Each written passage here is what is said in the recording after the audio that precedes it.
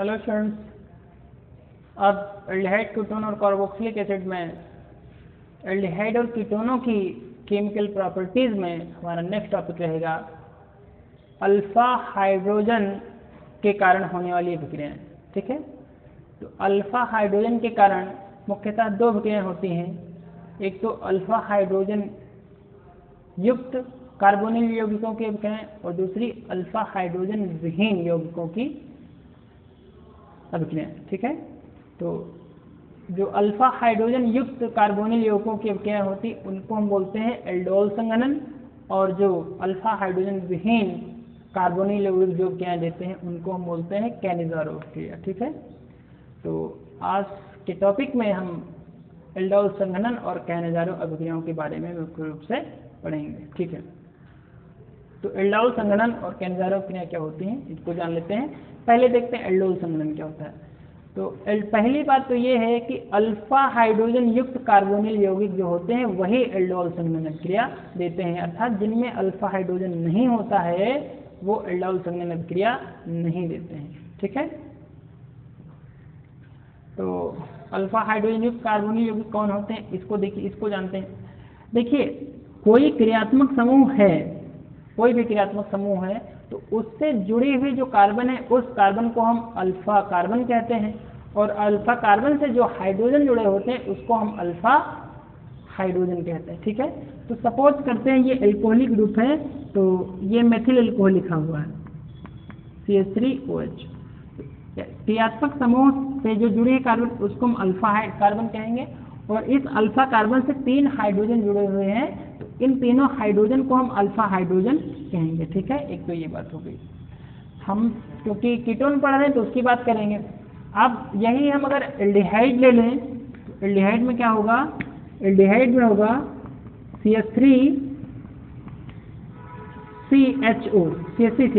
तो अब क्रियात्मक समूह तो CHO है, इससे जो कार्बन जुड़ी है ये कार्बन होगी अल्फा कार्बन। तो अब इस कार्बन से जो हाइड्रोजन जुड़े हैं वो हो गए अल्फा हाइड्रोजन। इधर एक चीज़ और देखते हैं CHO, यहाँ हम देखते हैं क्रियात्मक समूह CHO, इससे डायरेक्ट हाइड्रोजन जुड़ा है। तो अब डायरेक्ट हाइड्रोजन जुड़ा है तो इस हाइड्रोजन को हम अल्फा हाइड्रोजन नहीं कहेंगे, क्योंकि जो अल्फा हाइड्रोजन है वो अल्फा कार्बन से जुड़ी हुई होनी चाहिए। ठीक है, तो कहने का मतलब जो एसिटल्डिहाइड है उनमें अल्फा हाइड्रोजन पाया जाता है, और जो फॉर्मल्डिहाइड है उसमें अल्फा हाइड्रोजन नहीं पाया जाता है। इसी प्रकार जो बेंजल्डिहाइड होता है C6H5 उसमें भी अल्फा हाइड्रोजन नहीं पाया जाता है। तो अल्फा हाइड्रोजन युक्त जो कार्बनिक यौगिक हैं वो क्या देंगे, एल्डोल संघनन देंगे। अल्फा हाइड्रोजन युक्त कार्बनिक यौगिक क्या देंगे, एल्डोल संघनन देंगे। देखते हैं एल्डोल संघनन क्या होता है। देखिए, एल्डोल संघनन क्या हम कहते हैं, अल्फा हाइड्रोजन युक्त एल्डिहाइड या कीटोन के दो अणु तन क्षार की उपस्थिति में आपस में संघनित होकर बीटा हाइड्रोक्सी एल्डिहाइड या कीटोन देते हैं। ध्यान देना है आपको, बीटा हाइड्रोक्सी एल्डिहाइड या कीटोन देते हैं जिसको हम एल्डोल कहते हैं। यदि हम एल्डिहाइड लेते हैं तो यहाँ पे एल्डोल बनता है, अगर कीटोन लेते हैं तो यहाँ पे फिर कीटोल बनता है। इस एल्डोल का जल अपघटन निर्जलीकरण करने पर, यानी इसको गर्म करने पर निर्जलीकरण होता है और हमको अल्फा बीटा अनसैचुरेटेड कंपाउंड प्राप्त होता है, अल्फा बीटा असंतृप्त यौगिक मिलता है। इस अभिक्रिया को हम एल्डोल संघनन अभिक्रिया कहते हैं। ठीक है, एक बार फिर से देखिए, शॉर्ट में समझ लीजिए। अल्फा हाइड्रोजन युक्त कार्बोनिल यौगिक के दो अणु तन क्षार की उपस्थिति में बीटा हाइड्रोक्सी एल्डिहाइड या कीटोन देते हैं जिसको हम एल्डोल कहते हैं। इसको गर्म करने पर अल्फा बीटा असंतृप्त यौगिक प्राप्त होता है जिसको हम मिलता है। इस अभिक्रिया को हम एल्डोल संघनन अभिक्रिया कहते हैं। ठीक है, तो यहाँ पे ध्यान देने योग्य ये बात है कि जो बीटा हाइड्रोक्सी एल्डिहाइड और कीटोन बन रहा है ये इस कंपाउंड को हम एल्डोल कहते हैं, ना कि जो निर्जलीकरण के पश्चात बनता है। ये तो अस्थायी कंपाउंड होता है, जिसका निर्जलीकरण करते हैं तो फिर हमको बीटा हाइड्रोक्सी अनसैचुरेटेड कंपाउंड प्राप्त होता है। ठीक है, एग्जाम्पल देखते हैं इसका।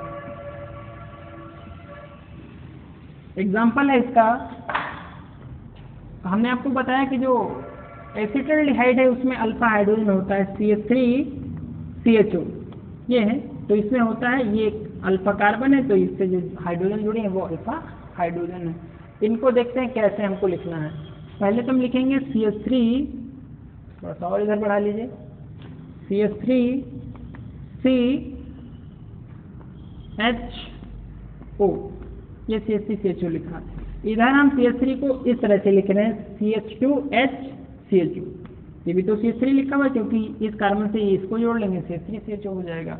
ये दोनों जो कंपाउंड है वो तन यानी हम मान लेते हैं तन NaOH में ले लेते हैं, तन हमने ले लिया। इसकी प्रेजेंस में क्या होगा कि यहाँ पे हम देखते हैं इलेक्ट्रॉनिक डिस्प्लेसमेंट होगा। इलेक्ट्रॉनिक डिस्प्लेसमेंट क्योंकि कार्बन ऑक्सीजन में अधिक ऋण विद्युतीय ऑक्सीजन है, ये डबल बॉन्ड के इलेक्ट्रॉनों को अपनी तरफ खींचेगा तो यहाँ पे पॉजिटिव बनेगा। ठीक है, इधर ये हाइड्रोजन इसको इलेक्ट्रॉन देके इस पे निगेटिव और इस कार्बन पे पॉजिटिव बनेगा। अब ये हाइड्रोजन इस ऑक्सीजन से जुड़ जाएगी, कुल मिला के क्या बनेगा CH3 CH और नीचे बन जाएगा OH, CH3 CH ये बन जाएगा OH। यहाँ पे ये जो प्लस है ये इस नेगेटिव से नहीं, इस कार्बन से ये CH2 CHO समूह जुड़ जाएगा। यहाँ पे हमने दिखाया CH2 CHO।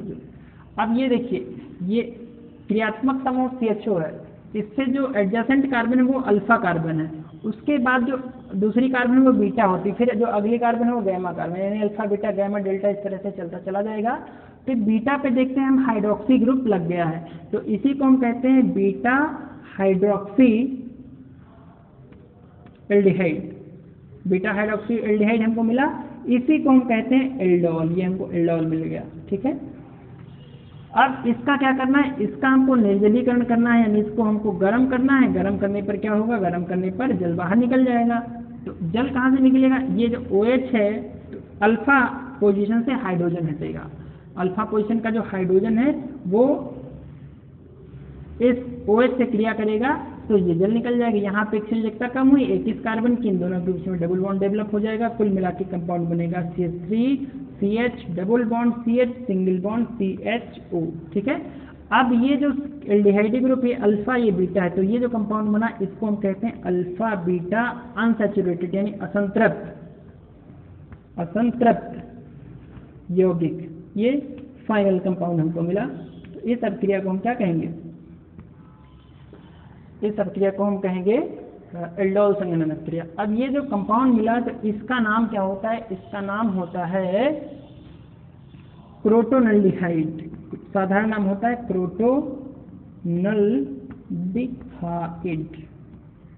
क्रोटोनल्डिहाइड।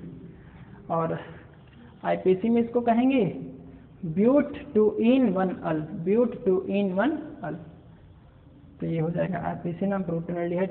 तो ये अभिक्रिया हो गई एल्डोल संघनन अभिक्रिया। ठीक है, अब एल्डोल संघनन में दूसरा एग्जाम्पल हम देखेंगे। दूसरा एग्जाम्पल कौन सा होगा, ये तो हमने एल्डिहाइड का ले लिया, क्या कीटोन भी होते हैं जिनके पास अल्फा हाइड्रोजन होता है, बिल्कुल होते हैं, तो फिर उसका एग्जाम्पल देख लिया जाए।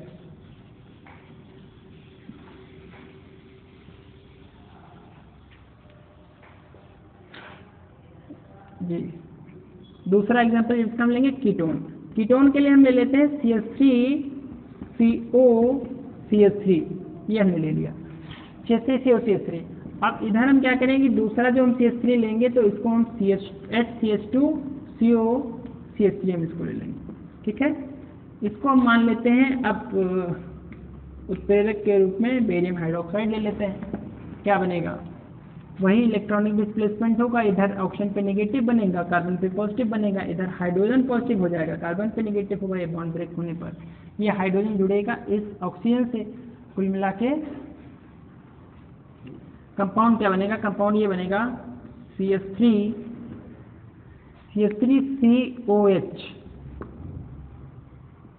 यहाँ से COH बना, इधर ये CH3 ऊपर चला जाएगा, इसके साथ जो CH3 जुड़ा है ये ऊपर चला गया। अब इस कार्बन से जुड़ेगा ये CH2OH, CH2CO CH3 बन गया।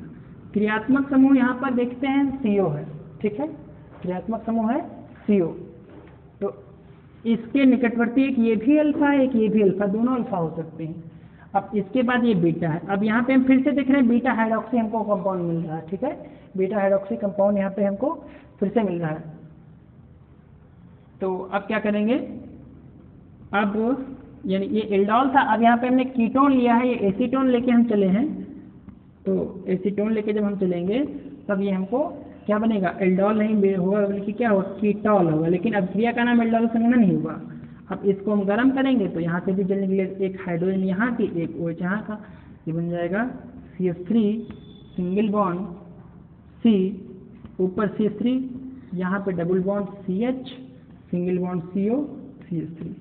ये कार्बन क्रियात्मक समूह है, तो इधर ये अल्फा, इधर ये अल्फा, ये बीटा, तो ये फिर से अल्फा बीटा असंतृप्त यौगिक हमको मिल गया। तो ये फाइनल कंपाउंड है। इसको क्या करते हैं, ये भी कौन सी अभिक्रिया है, एल्डोल संघनन। इसमें जो फाइनल का कंपाउंड मिला हमको, इसका नाम होता है मेसिटिल ऑक्साइड। क्या नाम होता है इसका, मेसिटिल ऑक्साइड। अच्छा ठीक है, मेसिटिल ऑक्साइड हमको मिल गया। तो मेसिटिल ऑक्साइड का नाम क्या है, यहाँ देखते हैं कीटोन है, इधर से नंबरिंग करेंगे 1 2 3 4 5, तो ये हो जाएगा 4 मेथिल। इसको आप नोट करिए, हम बोल रहे हैं 4 मेथिल, 4 पे मेथिल लगा हुआ है, 4 मेथिल और 3 पे इन है, 2 पे ओन है, 4 मेथिल 5 कार्बन है पेंट, 4 मेथिल पेंट 3 इन 2 ओन, यह बेसिक नाम हो जाएगा 4 मेथिल 3 इन पेंट 4 मेथिल पेंट 3 इन 2 ओन, ये इसका बेसिक नाम, साधारण नाम मेसिटिल ऑक्साइड। तो ये हमको मिला एल्डोल संघनन का मुख्य उत्पाद। ठीक है, प्रोटोनोल्डिहाइड हमको मिला एस्टल्डिहाइड लेने पर, मेसिटिल ऑक्साइड मिली एसीटोन लेने पर। ठीक है, तो ये हो गया एल्डोल संघनन। अब देखते हैं दूसरा केनिज़ारोव क्रिया।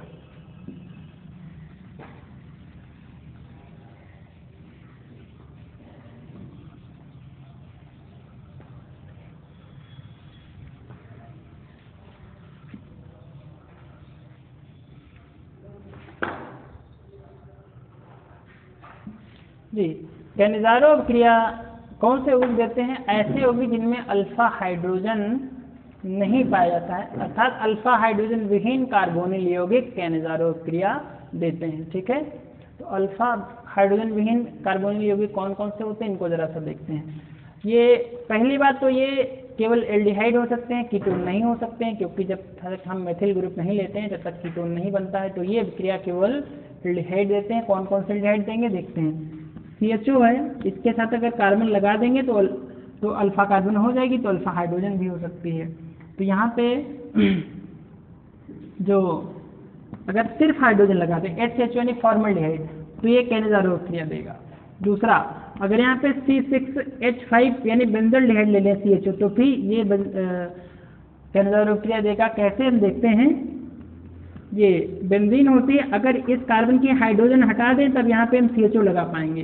तो कहने का मतलब जब CHO क्रियात्मक समूह लग गया तो इस कार्बन के पास हाइड्रोजन है नहीं, तो फिर अल्फा हाइड्रोजन विहीन कार्बोनिल यौगिक हो गया। तो ये दे सकता है। इसके अतिरिक्त अगर हम बड़े पैमाने पे देखें तो CH3 single bond CH3 CHO, अगर ये कंपाउंड हम देखते हैं तो CHO के साथ में कार्बन लगी, लेकिन इसके साथ तीनों मेथिल लगे। यहाँ पे भी ये अल्फा कार्बन तो है, लेकिन अल्फा हाइड्रोजन यहाँ पे नहीं है। तो अल्फा हाइड्रोजन नहीं, तो ये कंपाउंड भी क्या करेगा, केनिज़ारोव क्रिया देगा। ठीक है, तो ये कंपाउंड जो है अभिक्रिया देते हैं। तो इनकी अभिक्रिया कैसे होती है देखते हैं। इस अभिक्रिया की डिफिनेशन हम कैसे बताते हैं, देखिए उसको। केनिज़ारोव क्रिया हम ये कहते हैं कि अल्फा हाइड्रोजन विहीन कार्बोनिल यौगिक केनिज़ारोव क्रिया देते हैं। तो अल्फा हाइड्रोजन में एल्डिहाइड है, ये फॉर्मल्डिहाइड है, और ये बेंजोल्डिहाइड है। इधर तरह तृतीयक ब्यूटिल एल्डिहाइड या तृतीयक ब्यूटिल कार्बोनल, इसको हम कह सकते हैं, तृतीयक ब्यूटिल कार्बोनल कह सकते हैं। ये अभिक्रिया देंगे। इसको डिफिनेशन हम कैसे बताते हैं कि सांद्र अल्फा हाइड्रोजन विहीन एल्डिहाइड के 2 अणु, अल्फा हाइड्रोजन विहीन एल्डिहाइड के 2 अणु सांद्र क्षार की उपस्थिति में, एक सांद्र क्षार की उपस्थिति में क्रिया करते हैं। तो क्या करते हैं, जब सांद्र क्षार के सामने NaOH हम लेंगे, NaOH, तो क्या होगा, एक एल्डिहाइड संगत एल्कोहल में अपचयित हो जाएगा और दूसरा एल्डिहाइड मोनोकार्बोक्सिलिक अम्ल के सोडियम या पोटेशियम लवण में क्या होगा, ऑक्सीकृत होगा। अगर हम NaOH लेंगे तो ये क्या कहते हैं सोडियम लवण मिलेगा, अगर KOH लेंगे तो हमको पोटेशियम लवण मिलेगा। ठीक है, तो इसको कैसे करेंगे, एक बार फिर से डेफिनेशन, सांद्र NaOH या सांद्र KOH की उपस्थिति में एल्डिहाइड के दो अणु आपस में क्रिया करके एक अणु संगत एल्कोहल में अपचयित, जबकि दूसरा मोनोकार्बोक्सिलिक अम्ल के सोडियम लवण में ऑक्सीकृत होता है। ये प्रक्रिया केन्जारो क्रिया कहलाती है। एग्जाम्पल इसका देखते हैं, फॉर्मल्डिहाइड HCHO, दूसरा HCHO, ये दो एल्डिहाइड हैं, ये NaO से क्रिया करेंगे NaOH, तो क्या होगा, एक इधर HCHO यानी ये एल्डिहाइड आपको दिख रहा है, दूसरा दिख रहा है, इसमें अगर आप चेन हो जाए यानी एक हाइड्रोजन इधर लग जाए एक हाइड्रोजन इधर लग जाए तो CH3OH बनेगा, यानी पहला तो मिथाइल एल्कोहल CH3OH में कन्वर्ट हो गया, दूसरा मोनोकार्बोक्सिलिक के सोडियम लवण में। यहाँ पे HCOONA,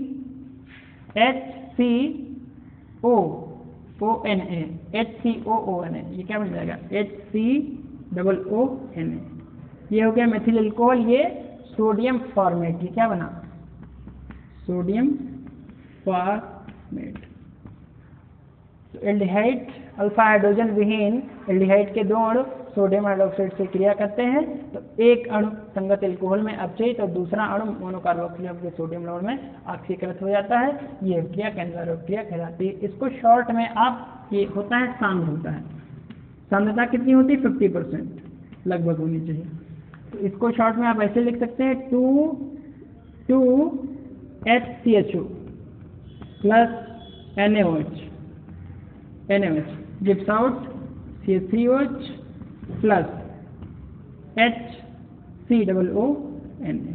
इसको शॉर्ट में आप ऐसे भी लिख सकते हैं, ये सांद्र होना चाहिए, यानी एल्डाल संघनन के लिए तनु क्षार और केन्जारो क्रिया के लिए सांद्र क्षार, ये दो क्रिया होंगी, इनको आप कर सकते हैं। इसके अतिरिक्त जो बेंजल्डिहाइड होती है वो भी ये क्रिया देती है, यानी C6H5CHO, ये बेंजल्डिहाइड है, इसके दो अणुओं की क्रिया आप कराएंगे NaOH से, क्या होगा, एक अणु को कन्वर्ट होना है संगत एल्कोहल में, CH3CHO है तो हो जाएगा C6H5CHO है तो हो जाएगा C6H5CH2OH, ये बन गया एल्कोहल, बेंजील एल्कोहल बन गया। दूसरा जो है वो मोनोकार्बोक्सिलिक अम्ल के सोडियम यानी C6H5COONA, ये बन गया, ये हो गया सोडियम बेंजोएट, ये हो गया बेंजील एल्कोहल, नाम इनके लिख लिए सोडियम बेंजोएट और बेंजील एल्कोहल। तो ये दोनों अभिक्रियाएं जो हैं वो तो किसके अंतर्गत आएंगी, ये दोनों अभिक्रियाएं केन्जारो अभिक्रिया के अंतर्गत आएंगी। ठीक है, हाँ तो देखिए भाई इस अभिक्रिया के दो अपवाद भी हैं, वो कौन कौन से हैं जरा सा उनको देखिए।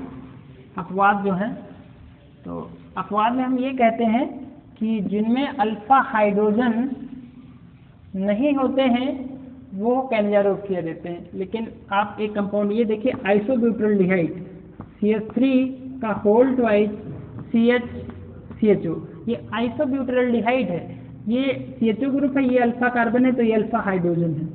तो इसमें अल्फा हाइड्रोजन होते हुए भी ये केन्जारो अभिक्रिया देता है, कहने का मतलब एक ये अपवाद होगा। दूसरा अपवाद क्या है, जो क्लोरल CCl3CHO, इस कंपाउंड को हम क्लोरल कहते हैं, यानी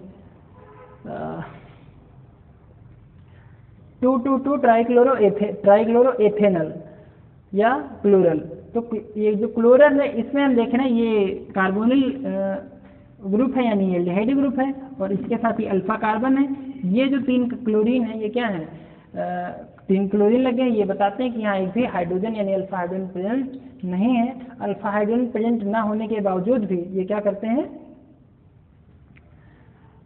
केन्जारो अभिक्रिया नहीं देते हैं। तो इनमें अल्फा हाइड्रोजन है, ये फिर भी केन्जारो अभिक्रिया देते हैं, इन पे अल्फा हाइड्रोजन नहीं है, ये फिर भी केन्जारो अभिक्रिया नहीं देते हैं। तो आपने कहा है केन्जारो अभिक्रिया वे होते हैं जो ऐसे यौगिक देते हैं जिनमें अल्फा हाइड्रोजन पाया जाता है। तो ये दोनों विपरीत हैं, तो ये दोनों क्या हो गए, इस अभिक्रिया के अपवाद हो गए। ठीक है, तो एक ये चीज़ हो गई। इसके बाद एक चीज़ और बहुत छोटी सी है, उसको जरा अगर हम लोग जान लें तो फिर ये टॉपिक क्लोज हो जाएगा वो क्या है, जो एरोमेटिक एल्डिहाइड हैं C6H5CHO, तो अगर इनका जो है इलेक्ट्रॉन स्नेही या नाभिक सॉरी इलेक्ट्रॉन स्नेही प्रतिस्थापन अभिक्रिया अगर इनकी कराएं तो कैसी बनेंगी देखते हैं। यहाँ पे देख रहे हैं कि CHO ग्रुप की स्ट्रक्चर ये होती है CHO। तो यहाँ पे अगर हम रेजोनेंस देखें तो कैसे होगा, ये इलेक्ट्रॉन इधर जाएंगे तो ये इलेक्ट्रॉन इसको डबल बॉन्ड बनाने की कोशिश करेंगे। कहने का मतलब है क्या स्थिति होगी कि यहाँ पे तो नेगेटिव बन जाएगा और यहाँ पे जो इसको फिल करने के लिए डबल बॉन्ड आएगा तो वो यहाँ पे इसको पॉजिटिव कर देगा। अब इस पॉजिटिव को ये बॉन्ड भरेगा तो अगली स्थिति क्या होगी देखते हैं। अगली स्थिति में ये डबल बॉन्ड यहाँ पे बन जाएगा और इस पोजीशन पे पॉजिटिव आ जाएगा और अगली सिचुएशन में ये डबल बॉन्ड इसको जब फिल करेगा तो यहाँ पे डबल होगा, यहाँ पे डबल होगा, ये डबल बॉन्ड CO-H इधर, अब यहाँ पे पॉजिटिव आ जाएगा। अब इसको फिर से भरना, ये बॉन्ड फिर से जब इसको भरेगा तो इलेक्ट्रॉन इधर वापस आ जाएंगे। कुल मिला के क्या होगा, कुल मिला के ये डबल इधर, ये डबल इधर, ये डबल इधर, यहाँ पे सिंगल और यहाँ पे फिर से डबल मेंटेन हो जाएगा। ये 5 संरचनाएं बनी अनुनादी संरचनाएं। इन पांचों में देख लीजिए जो पॉजिटिव है कहाँ कहाँ बन रहा है, ये आर्थो पे बन रहा है, ये पैरा पे बन रहा है, ये ऑर्थो पे बन रहा है। यानी जो पॉजिटिव चार्जेज हैं वो कहाँ पे बन रहे हैं, पॉजिटिव चार्जेज हैं वो या तो ऑर्थो पे बन रहे हैं या फिर पैरा पे बन रहे हैं। तो इसमें जो इलेक्ट्रॉन स्नेही प्रतिस्थापन होगा तो हम देख रहे हैं कि यहाँ पे इलेक्ट्रॉन घनत्व कम है, आर्थो और पैरा पे क्या है, आर्थो और पैरा पे इलेक्ट्रॉन घनत्व कम है। तो जो इलेक्ट्रॉन स्नेही प्रतिस्थापन होगा तो इन स्थितियों पे यानी मेटा स्थितियों पर होगा। कहाँ पे होगा, मेटा स्थितियों पे। और जो नाभिक स्नेही प्रतिस्थापन होगा वो कहाँ पे होगा, नाभिक स्नेही प्रतिस्थापन आर्थो और पैरा स्थितियों पे होगा। नाभिक स्नेही प्रतिस्थापन आर्थो और पैरा स्थितियों पे और इलेक्ट्रॉन स्नेही प्रतिस्थापन कहाँ पे होगा, मेटा स्थितियों पे होगा। ठीक है, इसका एक एग्जाम्पल देख लीजिए, बाकी आप खुद कर लेंगे। कौन सा है, रेजोनेटिंग स्ट्रक्चर आपको हम बनवा चुके हैं 11th में और पहले भी, तो आप वहाँ से चेक करिए इसको। रिएक्शन देख लीजिए, बेंजल्डिहाइड है C6H5CHO, इसका नाइट्रीकरण करना है HNO3 के द्वारा, सांद्र HNO3। तो सांद्र सल्फ्यूरिक अम्ल की प्रेजेंस में, सांद्र H2SO4 की प्रेजेंस में हम इसका नाइट्रीकरण करते हैं। तो यहाँ का NO2 ग्रुप है वो कहाँ पे जुड़ेगा, NO2 पे चूँकि नेगेटिव चार्ज होता है तो ये कहाँ पे जुड़ेगा, ये इलेक्ट्रॉन स्नेही प्रतिस्थापन CHO ये मेटा पोजिशन पे जुड़ेगा, मेटा NO2। तो इस तरह से ये इसकी हो जाएंगी इलेक्ट्रॉन स्नेही प्रतिस्थापन अभिक्रियाएं। ठीक है, तो ये टॉपिक क्लोज हुआ। अब नेक्स्ट टॉपिक में हम कार्बोक्सिलिक एसिड लेंगे। ठीक है ना।